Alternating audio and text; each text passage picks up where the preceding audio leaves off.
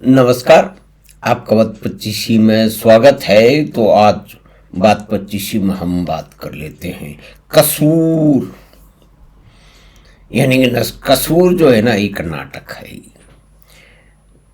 जो एक Danish film और उसके बाद में एक हॉलीवुड में भी 2 फिल्में बन चुकी हैं, उसके ऊपर आधारित है। यानी कि कसूर,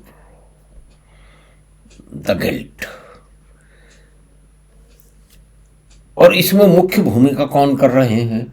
इसमें मुख्य भूमिका कर रहे हैं श्रीमान अमोल पालेकर। तो एक तरह से कह सकते हैं कि अमोल पालेकर का कसूर है। और ये उसमें बता रहे हैं कि किस तरह से एक कहानी को ये बताया जाता है ना कि भाई हिंदू मुस्लिम करने में कौन है, कि भाई नागपुरी नारंगी जो है ना हिंदू मुस्लिम करने में सबसे आगे है। वो होंगे या नहीं होंगे ये मालूम नहीं, लेकिन ये अमोल पालेकर जैसे आदमी, अनुराग कश्यप जैसे आदमी और भी हैं, सबसे पहले आगे हैं। तो ये कसूर की बात ही कर लेते हैं, है ना। 25 साल बाद श्रीमान अमोल पालेकर स्टेज पे लौटे तो धन्य हो गया भारत का हिंदी स्टेज का जगत, है ना। हिंदी रंगमंच धन्य हो गया कि चित्त चोर इतने बार लौटा, अब तो चित्त चोर करके ही जाएगा ना। और कसूर कितना भारी जो है ना, वो शीर्षक है, नाटक का शीर्षक है कसूर। अब इस कसूर को हमने जयपुर में देखा और बिल्कुल बिना सोचे समझे, बिना पढ़े हम गए, क्योंकि शहर में एक धमक थी कि अमोल पालेकर आए हैं शहर में।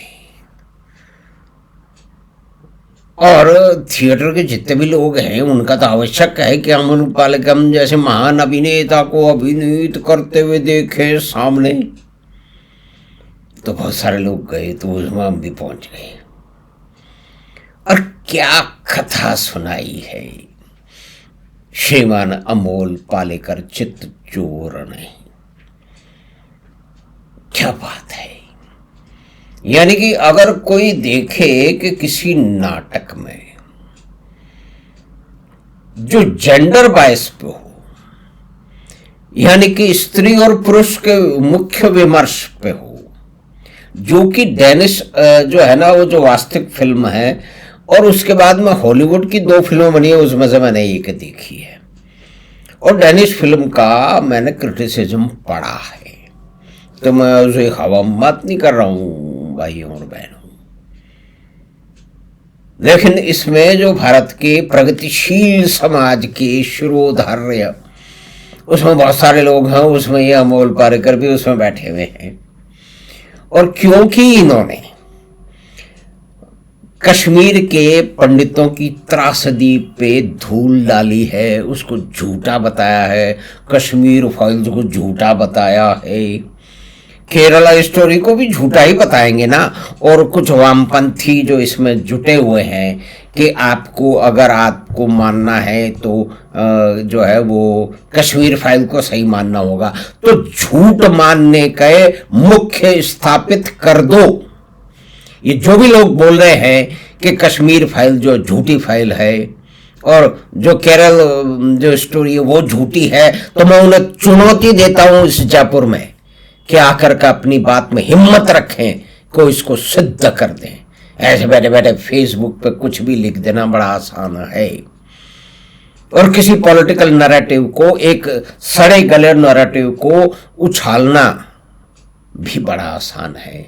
कुछ वास्तविक काले सत्यों को आत्मसात करना, उनको समझना और फिर बात करना एक बहुत मशहूर, जो कि कम से कम जो ये जो तथाकथित वामपंथी किस्म के जो कि फेक इंटेलेक्चुअल हैं, जैसे कि अमोल पालेकर को भी मैं पूरा का पूरा फेक इंटेलेक्चुअल मानता हूं। इस आदमी ने जो डेनिश फिल्म है और उसके बाद में जो हॉलीवुड में फिल्म बनी है, उसका कैसा कबाड़ा किया है। कहानी सिर्फ जेंडर बाइस की है, यानी कि हम कहानी का मूल जो है वो पक्ष, यानी कि मूल ड्रामा जो है, जो कि नाटक है, वो इस बात पे निर्भर करता है कि अमूनम हम कोई स्त्री कोई बात कहती है उसको हम मान लेते हैं, तुरंत ही मान लेते हैं। यानी कि ये जो है वो जेंडर वाइज की बात है। पुरुष की बात को हमें मानने में थोड़ा, लेकिन कोई स्त्री बोलती है कि मेरे साथ ऐसा ऐसा हुआ, तो हम सबकी ये प्रवृत्ति रहती है कि हम तुरंत मान लेते हैं कि भाई ये स्त्री है कह रही है तो सही होगी। लेकिन कितना बड़ा इसमें झूठ छपा है। कुल मिला के बात यह है कि जो असली कहानी जो डेनिश फिल्म की है, जिसमें ऐसा है, कुल मिला के मोटी मोटी बात आपको बता रहा हूँ, जिसके ऊपर उसके बाद में ये इस तरह के वामपंथी जो कबाड़ेबाज हैं, अमोल पालेकर और उनके साथी अनुराग कश्यप और दुनिया भर के दूसरे लोग, वो इतने बदमाश हैं, इतने चोर हैं, इतने घटिया लोग हैं कि जो असली कहानी है उसका मूल मंत्र है उसको बदल देते हैं। ये कहते हैं कि उसमें जो है ना ये नारंगी लोग हैं, ये हिंदू मुसलमान करते हैं, तो वो तो करते होंगे, लेकिन यहाँ इस अमोल पालेकर ने, इस चोर ने जानबूझ के हिंदू मुसलमान किया है। और जयपुर के ऑडियंस जो कि अपने आप को बहुत ही जो है ना वो बहुत बड़ा सेकुलर मानती है कि अमोल पालेकर 25 साल बाद स्टेज पे हमारे साथ है तो हम तो निहाल हो गए, देवता समान सामने स्वरूप हैं, 25 साल बाद में 70 साल से ऊपर हैं, चल रहे हैं, स्टेज पे आ रहे हैं, स्टेज को धन्य कर रहे हैं, इस देश के रंगमंच को जो है ना उस पर बहुत बड़ा जो है ना वो एहसान कर रहे हैं श्रीमान अमोल पालेकर चित चोर। लेकिन ये सबसे बड़ा चोर है और इसके साथी भी सबसे बड़े चोर हैं, और किसी में हिम्मत है तो इस कथानक पे, उस मूल कथानक पे बात कर ले। मैं इस बात को चुनौती देता हूं। अब कहानी पे चलते हैं, किस बात की कहानी है। तो कुल मिला के कहानी यह है कि ये पुलिस ऑफिसर है, उसके ऊपर एक मुकदमा चल रहा है। ये बेसिक डेनिश कहानी है, जो बाद में जो हॉलीवुड की फिल्म बनी है उसमें भी वही है कि उसको एक पुलिस ऑफिसर है, उस पर एक मुकदमा चल रहा है क्योंकि वो कहीं चोर को पकड़ने गए तो उसने आवेश में आकर के गोली चला दी, ऐसा केस है। और एक जो है युवा, उसकी मृत्यु हो गई, तो उसके ऊपर केस चलाया गया है कि भाई आपने उत्तेजित होकर के अपने विवेक से काम नहीं लिया और एक बच्चे को मार डाला, तो उसका केस चल रहा है। लेकिन केस जब तक चल रहा है उसको एक सजा दे दी गई है कि वो जो है इमरजेंसी रूम में बैठेगा, पुलिस कंट्रोल रूम में, और वहाँ पे 100 नंबर पे, अलग अलग देशों में जो भी नंबर होता है उस पर कोई फ़ोन आएगा तो उसके अंदर वो उनकी मदद करने की कोशिश करेगा। तो यहाँ पे एक फ़ोन आता है, वो फ़ोन आता है। अब हम उस जो डेनिश कथानक है, जो कि हॉलीवुड का कथानक है, उसको छोड़ देते हैं। हम तो चित्त चोर अमोल पालेकर की जो बदमाशी है उस पर बात करते हैं कि यहाँ पे एक फ़ोन आता है जिसको अमोल पालेकर उठाते हैं, दंडवते इनका नाम है, वो निकालते हैं, उस पर उठाते हैं। सामने एक औरत बोल रही है, जो ऐसा बोल रही है कि जैसे किसी अपने बच्चे से बात कर रही हो। तो ये तो विद्वान आदमी है ना, पुलिस में है तो पुलिस के भी विद्वान है, वामपंथी विद्वान ही होता है। अगर ना विद्वान हो तो वो मना देता, मान लेता है, दूसरे लोगों को मजबूरों के मानना पड़ता है कि ये क्योंकि वामपंथी है इसलिए विद्वान ही है। तो यहाँ पे एक स्त्री जो है ना वो बात कर रही है जैसे अपने बच्चे को बात करती है, तो ये तो इंटेलेक्चुअल है, ये तो बुद्धिजीवी है, तो ये तुरंत पकड़ लेते हैं। जब दोबारा फ़ोन आता है तब उसी महिला का, तब कहते हैं कि आप किसी खतरे से बचना चाह रही हैं। तो उसने कहा हाँ, कि क्या खतरा है। तो वो महिला बोलती है कि मेरा पति जो है वो बहुत बदमाश है, उसने मेरे बच्चों को मार डाला है, अब वो मुझे भी मार डालेगा। कहते हैं अच्छा आप कहाँ हैं? कहते हैं कि ये तो मुझे पता नहीं। वो कहता है नहीं, मैं आपको देख रहा हूँ कि आप फला जगह पे हैं और वहाँ मैं अभी जो सहायता भेजता हूँ, आप वहीं रहिए। कहती कि मैं रहूँगी या नहीं मुझे नहीं पता, क्योंकि कहता कि आपका हस्बैंड कहाँ है? वो कहता है कि वो बाहर है, गाड़ी में किसी से फ़ोन पे बात कर रहा है, ज़रूर ही किसी बदमाश को बुला रहा है, और वो और उसका साथी मिलके मेरी हत्या कर देंगे। तो कहता है आप चिंता मत करो, आप वहीं रहो। फिर वो कहता है कि आप गाड़ी में देखो, कुछ हथियार है, कोई रिंच है, कोई स्क्रू ड्राइवर है, कुछ है। तो जैसे भी आपका पति आपके तरफ आता है, आक्रामक इरादे से आता है, तो उठा के उसके सर पे, वो कहते पता नहीं कैसे एक ईंट पड़ी हुई है, कहते वो ईंट बहुत अच्छा हथियार है। जैसे ही आपका पति आपके पास आए और कुछ गड़बड़ करने की कोशिश करो तो उसको उठा के ईंट मार देना, और जब तक वो गिर पाएगा और उसके बाद में मेरा आदमी पहुंच जाएंगे। तो अभी ये जो दंडवते साहब हैं ये पुलिस वालों से बात करते हैं कि फला फला जगह पे सहायता भेजो। तो दूसरे कंट्रोल रूम से ये फ़ोन करते हैं, कहते हैं कि मेरे पास गाड़ी नहीं है, मेरे पास ड्राइवर नहीं है, तुम फालतू की बात कर रहे हो, जब मेरे पास होगा तो मैं भेजूंगा, अभी नहीं है। तो टेंशन बढ़ने लगता है, यानी कि यहाँ तनाव धीरे धीरे बढ़ रहा है और अपने चरम लक्ष्य की ओर पहुँच रहा है। और यहाँ पे दंडवती साहब बड़े परेशान हैं, क्योंकि वो तो एक स्त्री की बात मान रहे हैं, उसको बचाना चाहते हैं, उसका पति उसको मार डालेगा क्योंकि उसके पति ने उसके बच्चों को मार डाला है, वगैरह वगैरह। तो इस कड़ी में आगे सब चलता है। वो सब जगह फ़ोन करते हैं, सब जगह से उन्हें निराशा हाथ लगती है और कहते हैं कि तुम अपने आप को ह्यूमन कोशिश करने की, कोई दूसरा बोलता है, कोशिश कर रहे हो ना, अपनी जगह पे चुपचाप बैठे रहो। जब मेरे पास में गाड़ी आएगी, जब मेरे पास ड्राइवर आएगा, मैं तुमको बता दूंगा, तब तुमको जहाँ भेजना है मैं भेज दूंगा, इससे पहले मुझे मेरा दिमाग खराब मत करो। तो दंडवती साहब जो चित्त चोर हैं अपने अमलोल पालेकर, वो बड़े निढाल होके पड़ जाते हैं, क्योंकि वो तो एक स्त्री की सहायता करना चाह रहे हैं और सारा जो एक षड्यंत्र चल रहा है पूरे सिस्टम में वो उनको सहायता नहीं करना है। वो सहायता करने से क्या होगा कि उनको एक रिडेम्पशन होगा, यानी कि उन्होंने जो भी गलती की है या नहीं की है उस जो है ना वो बोध से, उस अपराध बोध से वो बाहर निकल जाएंगे। ये बहुत ही एक मनोवैज्ञानिक जो है वो तंतु इसके अंदर फैलाया गया है। जो मुख्य जो है वो जो प्ले है या कि फिल्म है उसका भी पार्ट है। लेकिन यहाँ पलटी कहाँ से मारते हैं, यहाँ पलटी मारते हैं भारत के वामपंथी, किस तरह से पलटी मारते हैं, किस तरह से हिंदू मुसलमान का खेल खेलते हैं, हमेशा खेलते आए हैं। और ये अमोल पालेकर जैसे वामपंथी, घोर वामपंथी या छद्म वामपंथी इस मामले में पूरे के पूरे जो है ना क्षमा कीजिएगा, पूरे के पूरे इसके अंदर परफेक्ट हैं, इसमें निपुण हैं, हेडमास्टर हैं इस क्षेत्र के। अब क्या होता है देखिए, ट्विस्ट ट्विस्ट ट्विस्ट ट्विस्ट बड़ा आसान है कि वो जो बात करते हैं तो कहते हैं कि अब वो आपकी तरफ आ रहा है, वो कहते हैं हाँ आ रहा है, अब आप जो है वो ईंट उठा लीजिए जो गाड़ी में पड़ी हुई है। और कहती है मैंने उठा ली है, अब क्या हो रहा है कि अब मैंने, उसने दरवाज़ा खोल दिया है तो उसने कहा आप तो मार दीजिए, तो धड़ाम धड़ाम कुछ हाउ की आवाज़ होती है। तो ये मान लिया जाता है कि भाई उस महिला ने, उस जो उसका आक्रामक पति था जिसने उसके बच्चों को मार डाला है, उसको ईंट से उसके चेहरे पर हमला कर दिया है, वगैरह वगैरह।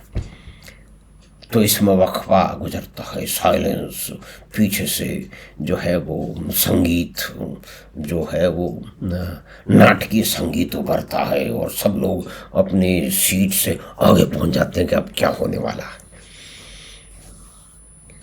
ये चितचोर बाबू अब नाटक को कहाँ ले जाएंगे। 25 साल बाद रंगमंच पे इन्होंने लौट के एहसान किया है भारत की हिंदी रंगमंच पे या कि मराठी रंगमंच पे वगैरह वगैरह सभी पे। तो इसमें से फिर एक फ़ोन आता है, फिर दोबारा कहती है, एक पुरुष की आवाज़ आती है, कहता हेलो। तो अपने पालेकर साहब बोलते हैं, दंडवती साहब यानी कि बोलते हैं कि कौन है, तो कहते हेलो, कहते कौन है, कहते मैं दंडवती बोल रहा हूँ। कहता है कि वो अच्छा उसमें नाम भी है कि मीरा या ऐसा कुछ नाम है, कि मीरा कहाँ है, कि मीरा का पता नहीं, वो भाग गई है और वो सामने पुल पे खड़ी है, वहाँ से कूद जाएगी। कहते कूद जाएगी तो आपने उसने तो आप पे हमला किया, कहते हाँ हमला किया लेकिन बच गया, लेकिन वो पागल औरत है, उस औरत ने मेरा जीवन बर्बाद कर दिया, उस औरत ने मेरे बच्चों को मार डाला है, अब ये पागल औरत है, इसका इलाज करने में मैं पूरी तरह से बर्बाद हो चुका हूँ, खोखला हो चुका हूँ, अब मैं क्या बताऊँ आपको। कहते हैं लेकिन वो मीरा है कहाँ, वो कहते वो पुल पर खड़ी है, नीचे से ट्रैफिक जा रहा है, ये पागल औरत है, वहाँ से कूद जाएगी और मर जाएगी और ये मेरे ऊपर जो है ना वो डाल देगी। तो ये कहता है दंडवती साहब यानी कि अपने चित्त चोर अमोल पालेकर कहते हैं मैं आपकी बात क्यों मानूं? आप ये बताइए कि आपका नाम क्या है? अब यहाँ देखिए, एक संवाद में पूरा कथानक इन वामपंथियों ने कैसे बदल दिया है। वो आदमी कहता है मेरा नाम सरफराज है। एक वक्फा, एक पौज जाता है। अब चित्तचोर साहब कहते हैं कि मैं आपकी बात क्यों मानूं? तो उधर से आवाज आती है सरफराज की, हाँ साहब आप मेरी बात क्यों मानेंगे, मैं तो मुसलमान हूं ना। अब पीछे से एक करुण ध्वनि, एक म्यूजिक उठता है और पीछे से कुछ आ ऊ की आवाज आती है, यानी कि सब कुछ नष्ट हो चुका है। वो जो सरफराज जो भी कुछ बोल रहा है कि वो तो गई, ऐसा कुछ होता है।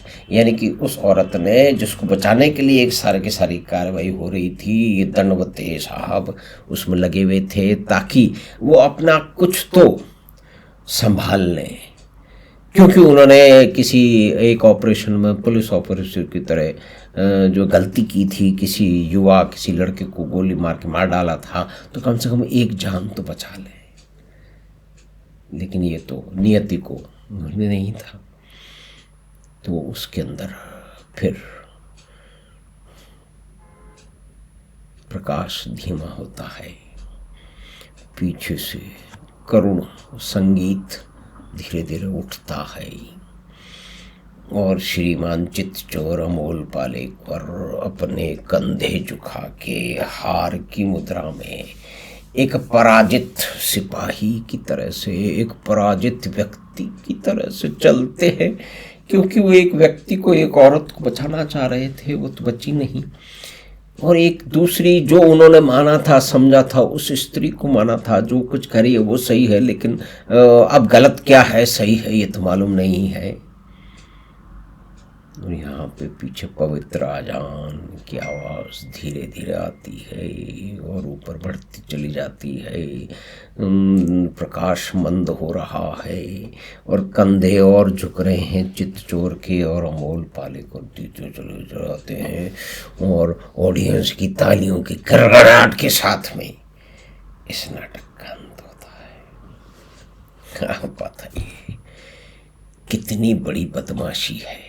इन लोगों को शर्म नहीं आती कि एक जेंडर बाइस पे आधारित जो फिल्म है उसमें हिंदू मुसलमान डाल दिया इस आदमी ने, इस अमोल पालेकर चोर ने। इस चोर ने, चित हटा दीजिए, ये चोर आदमी है। क्योंकि मैंने नाटक देखा है, मैंने वो फिल्म देखी है, मैंने वो जो डैनिश फिल्म है उसके बारे में जो कुछ लिखा गया है, उसका कथानक है, उसको भी देखा, इसीलिए मैं ये बात कर रहा हूँ। साल भर हो गया, साल भर भी नहीं, 13-14 महीने हो चुके हैं इस नाटक को, इस बुढ़ाऊ कलाकार को जो कभी चित्तचोर हुआ करता था, भोला भाला हुआ करता था, लेकिन कोई वामपंथी भोला भाला नहीं है। वो इस देश का नैरेटिव इस बदमाशी के साथ में, इस शैतानी के साथ में हमेशा बदल करके एक कथानक कहने की मुद्रा में खड़ा रहता है। और इस जो है अमोल पालेकर में ये क्या, यही इसका कसूर है। तो हमें आशा है कि चित्तचोर यानी कि चोर अमोल पालेकर का जो कसूर है, उसका जो नाटक है उसमें उसने कितनी हेरा फेरी की है। एक जेंडर बाइस की नाटक की जो मूल मिलाप की थीम थी उसको हिंदू मुस्लिम में कैसे बदला है, ये इन लोगों की बड़ी इसमें महारत हासिल है इनने। और ये जा रहे हैं, तालियां बटोर रहे हैं। और जो मीडिया है, जो वामपंथी मीडिया है, वो तालियां बटोर रहा है, कहता है कि बहुत महान काम कर दिया अमोल पालेकर ने। लेकिन अमोल पालेकर ने क्या काम किया है ये मैंने उस नाटक को देख के, उस फिल्म को देख करके, उस डैनिश फिल्म का जो है ना वो देख करके आपके सामने रखा है। तो हमें आशा है कि अमोल पालेकर के कसूर पे जो हमने बातचीत की वो आपको पसंद आई होगी। तो आप चैनल बात 25 को सब्सक्राइब करें और लिंक अपने मित्रों और परिवार के साथ साझा करें, क्योंकि ये अमोल पालेकर का जो लेफ्टिस्ट नैरेटिव है, जो कि उसका असली कसूर है, वो सामने आना चाहिए। धन्यवाद, नमस्कार।